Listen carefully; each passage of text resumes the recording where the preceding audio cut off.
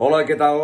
Bon Sant Jordi. Soc en Martí Gironell, autor de La força d'un destí, la història de com Ceferino Carrión es va convertir en Jean León en el Hollywood daurat dels anys 50 i 60. Però bàsicament el que explica la història d'aquesta novel·la també és com va arribar fins a un racó del Penedès, entre Torrelavit i el Pla del Penedès, per aixecar un dels seus dos somnis. L'un era fer un restaurant al cor de Beverly Hills, l'altre era elaborar el seu propi vi.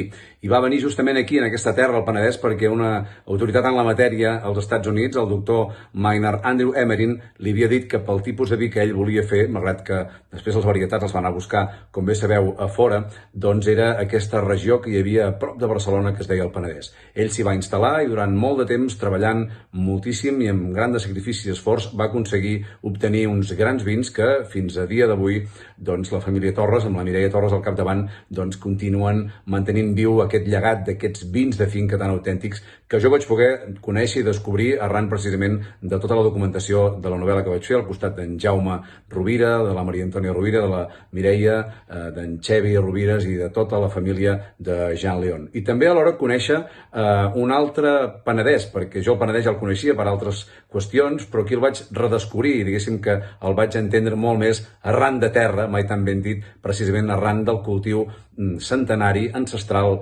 del vi. Per tant, doncs, manteniu-la perquè teniu, com bé sabeu, un tresor. Salut i llibres!